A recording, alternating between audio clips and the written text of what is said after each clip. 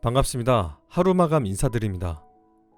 오늘 하루도 수고하신 여러분께 소개할 책은 김상현 작가님의 내가 죽으면 장례식에 누가 와줄까?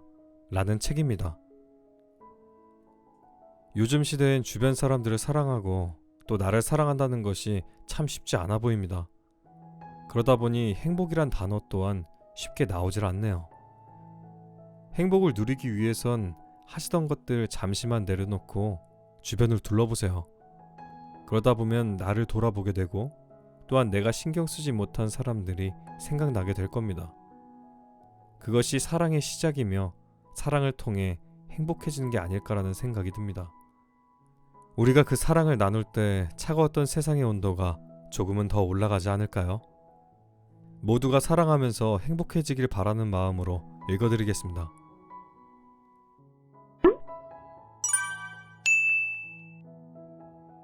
내가 죽으면 장례식에 누가 와줄까? 저자 김상현. 그럴 만한 이유.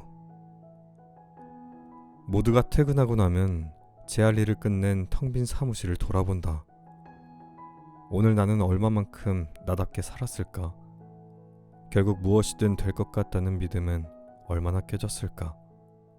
돌이켜보면 여전히 부족하고 불안하며 실수투성이이다. 더 많이 채우고 더 많이 느낄 때라 내 나름대로 해석해본다. 해석의 끝자락에 도달하면 채워야 함을 알 수 있다는 것에 무한한 감사를 느끼는 하루가 된다.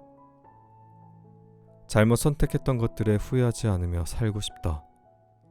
그때는 그럴 만한 이유가 있었던 거라고 믿고 싶다. 뒤돌아보면 별거 없다.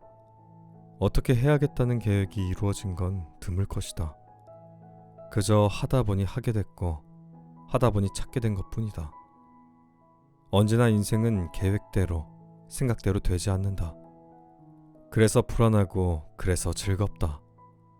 인생을 살다 보면 힘든 시기와 부족함을 느끼는 순간이 누구에게나 찾아온다. 특별히 어느 누구의 문은 두드리지 않고 넘어가는 경우는 없다. 그럴 때 헤쳐나가기 위한 각자의 발버둥이 시작된다.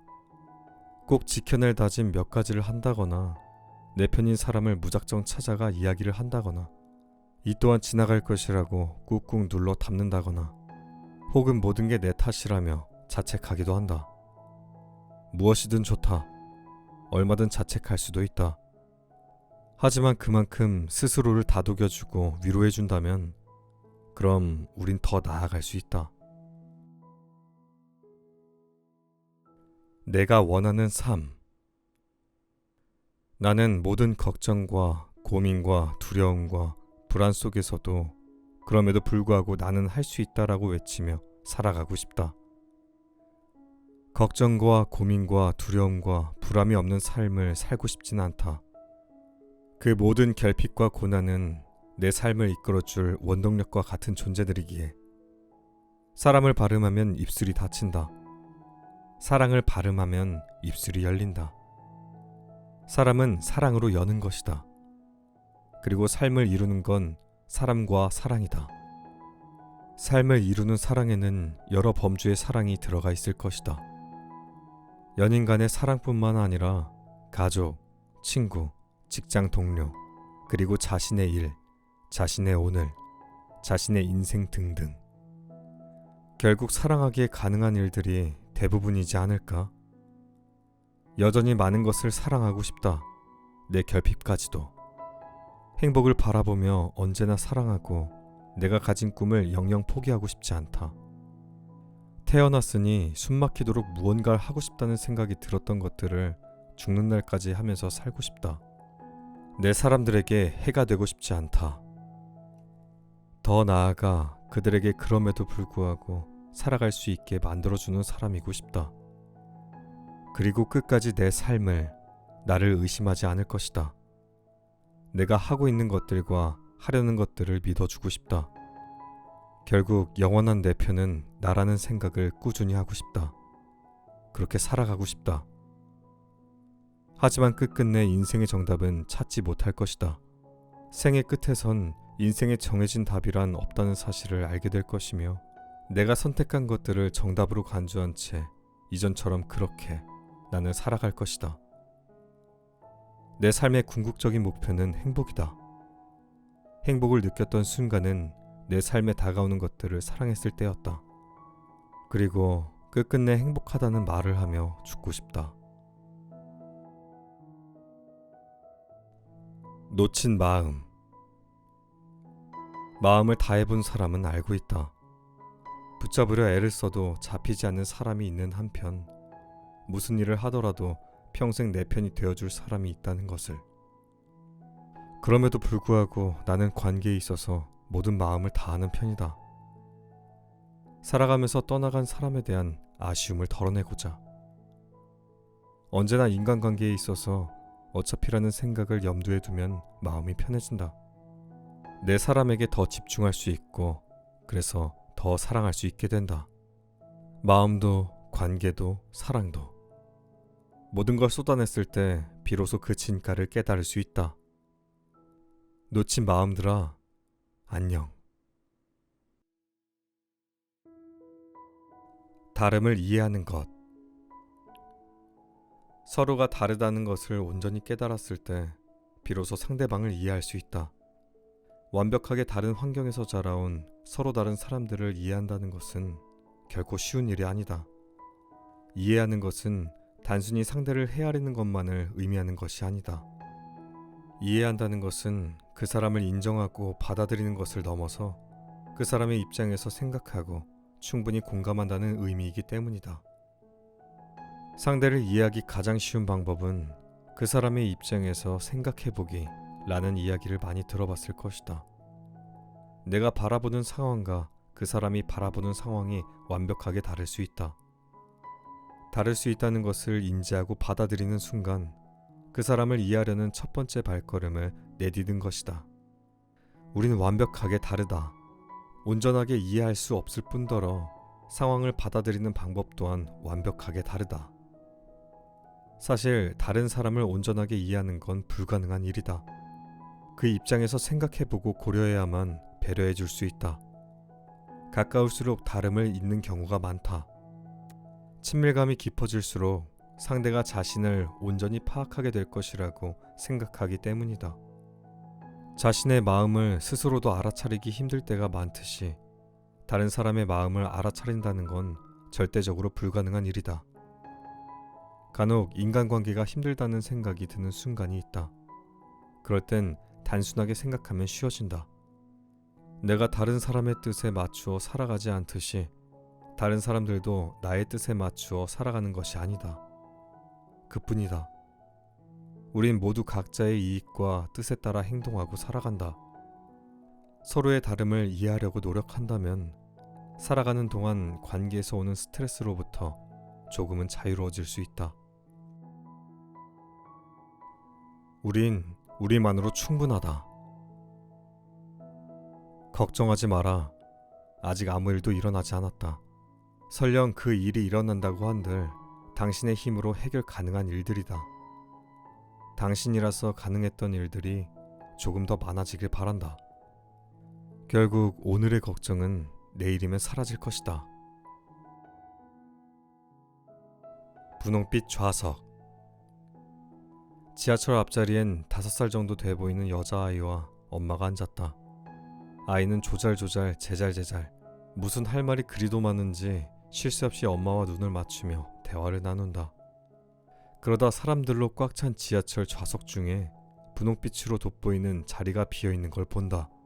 아이는 궁금함으로 가득 차 반짝거리는 눈으로 엄마를 올려다보며 질문한다. 엄마, 왜 저 자리는 비어있어?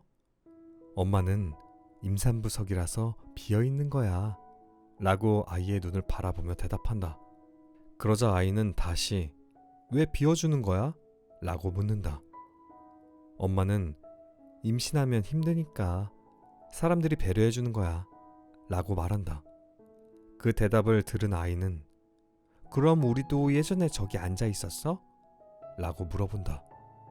엄마는 그럼 사람들이 배려해줘서 우리도 앉아 있었지 라고 대답한다. 그렇게 아이와 엄마와의 대화가 공을 패스하듯 자연스럽게 오고 갔다. 그들의 따뜻한 경기에 나는 시선을 빼앗겼다. 따뜻하면서도 기분 좋아지는 광경이었다. 요즘은 비어있는 임산부석을 본 적이 거의 없었다. 임산부석이라는 이름이 무색하게 제 본분을 다하지 못하고 있었다. 그런데 입가가 흐뭇해지는 대화를 들으니 비어있는 임산부석이 참으로 따뜻해 보였다. 비어있는 자리엔 배려심이라는 보이지 않는 마음이 앉아 있었다. 우리가 살아가는 세상은 각박하고 차갑다지만 우리 모두의 마음 한구석엔 배려와 따뜻함이 가득했으면 좋겠다. 삶은, 세상은 그렇게 변해갈 테니까. 꿈. 무언가를 시작할 때 주변에선 잘해봐 라는 말보단 네가? 라는 물음이 먼저 찾아온다. 이로 인해 대부분의 사람들은 자신의 주변엔 특별한 일은 생기지 않을 거라 믿게 된다. 의심 한마디에 확신으로 가득했던 다짐 대신 이내 불안함이 자리를 차지하기도 한다. 하지만 모든 특별한 일은 시작할 수 있음에 생긴다. 그러니 아직 펼치지 못한 것들과 하고 싶은 모든 것은 일단 시작하는 게 좋다는 생각이다. 시도조차 안 하는 것보단 실패를 하는 편이 훨씬 나으니. 나는 무언가 처음 시작하는 사람의 눈빛이 좋다. 그들의 눈동자엔 감히 헤아릴 수 없는 수많은 꿈과 광활한 우주가 담겨 있다. 그들과 대화를 나누면서 알게 됐다. 그들은 한결같이 자신의 이야기를 하면 입꼬리가 자연스레 올라가곤 한다. 나는 모든 꿈을 응원한다. 설령 그것이 누군가 보기엔 절대 불가능한 일일지라도 나는 고개를 끄덕거릴 것이다. 결국에 꿈을 꾸는 사람이 잘 될 거라는 걸 알기에, 무언가 시작하는 사람이기에, 처음을 두려워하지만 처음을 즐길 수 있는 사람이기에 다른 사람들의 의문을 먹고 자라났으면 싶다. 결국엔 정말로 잘 될 수밖에 없다. 응원한다. 진심으로. 휴식. 소신이 무너지면 아무것도 할 수 없다고 느껴지겠지. 들끓던 마음이 식으면 다시 끌 수 없을 거라고 느끼는 것처럼 말이야.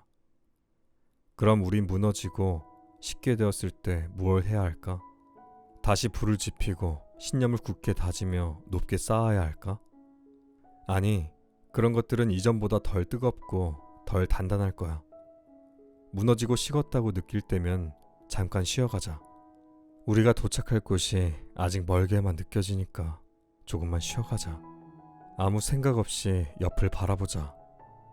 뜨거운 것도 무너지지 않는 것도 중요하겠지만 우리에게 당장 필요한 건 쉼이니까 조금만, 아주 조금만 쉬어가자. 무언가를 하다가 정 힘들다는 생각이 들 때면 잠시 쉬어가도 된단다. 그렇단다.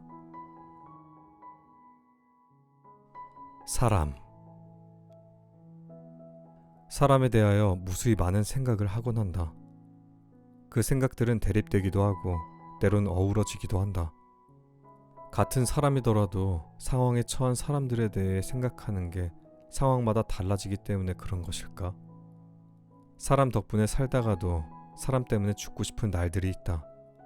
사람에게 상처받는 날이면 누군가 그리워지다가도 문득 사람이란 존재가 역겨워지기도 한다. 그래도 우린 사람 때문에, 사람 덕분에 살아갈 수 있다. 사람 때문에 상처받았던 날들이 그랬다. 나는 깊었던 사이라고 생각했는데 그렇지 못한 경우가 너무 많았다. 마음을 줄이기엔 잔인한 일이 많이 생길 것 같아 쉽게 마음을 줄일 수도 없는 그런 날들. 사람이 제일 슬픈 때는 내가 아무것도 아니라고 느껴질 때가 아닐까. 난 그 사람을 이만큼 생각했는데 그 사람은 날 생각도 하지 않고 있을 때, 내가 아무것도 해주지 못하는 것보다 내가 아무것도 아니라는 그 사실을 알게 됐을 때, 그런 순간이 계속 될 때면 사람도 음식처럼 상하면 냄새가 나거나 색이 변해서 미리 알아볼 수 있으면 좋겠다는 생각이 든다. 잘못 맺은 인연에 탈이 나는 일이 없도록. 만일 누군가 당신에게 쓰레기 봉지를 선물하면 그냥 갖다 버리면 된다. 그걸 굳이 들춰서 저 사람이 나에게 쓰레기를 줬다 라고 하며 실망하고 서운해하며 혼자 상처받을 이유가 없다. 혼자서도 힘겨운 내 삶에 쓰레기까지 안고 갈 필요는 없다. 내려놓음. 힘들고 버겁다는 생각이 들 때면 들고 있던 짐을 내려놓기도 해야 한다. 필요 없다고 생각되는 것들은 과감히 버릴 줄 알고 필요하다고 생각되는 것들은 이유를 붙여본다. 과연 진정 나에게 필요로 했던 것들이었을까? 붙여본 이유들을 훑어보면 진정성 있는 필요는 별로 없다. 그저 날 스스로 올가매던 것들일 뿐이다. 일도 그렇고 사람도 그렇고 너무 많은 것을 곁에 두려고 하면 스스로 견디기 힘들어진다. 가끔은 내려놓기도 하고 또 떠나보내기도 하면서 무겁게 걸어가지 않았으면 싶다. 짊어져야 하는 것들이 가벼울수록 멀리 갈 수 있으니까. 떠나보내고 내려놓아도 괜찮다. 모든 걸 짊어지고 걸어가지 않아도 된다. 버리고 놓아주고 잊으니 마음이 한결 가벼워진다.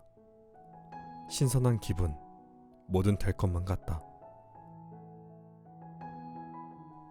마음가짐. 그리 오랜 세월을 살아온 것은 아니지만 인생을 살다 보니 어찌됐건 힘들다는 걸 알게 됐다.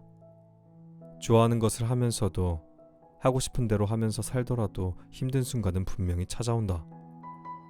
내가 바라고 원하는 최고의 마음가짐은 모든 걸 좋은 경험이었다고 받아들일 수 있는 자세로 살아가는 것이다.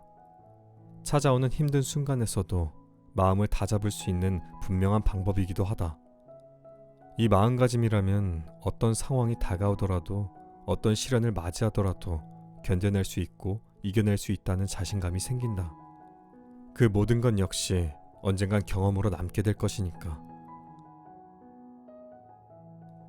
밑줄. 밑줄 하나를 긋고 그 안에 글자를 채워 넣어보자. 밑줄을 먼저 긋고 글자를 쓰려면 밑줄 안에 얽매이게 되어 원하는 글자 크기를 또 원하는 글자 수를 채우지 못할 확률이 커지게 된다. 반대로 글자를 먼저 쓰고 밑줄을 긋는다면 내가 원하는 크기의 글자를 또 내가 원하는 글자 수에 맞춰서 밑줄 안에 쓸 수 있게 된다. 이렇듯 자신의 일들을 밑줄이라는 틀 안에 가두지 않았으면 좋겠다. 무궁무진히 해낼 수 있는 당신이니까. 무엇이든 가능하고 무엇이든 할 수 있다. 스스로를 가두지 않았으면 싶다. 행복. 매번 오가는 지하철역의 에스컬레이터가 고장이 나버렸다. 올라가려면 꽤나 많은 계단을 디뎌야 했다.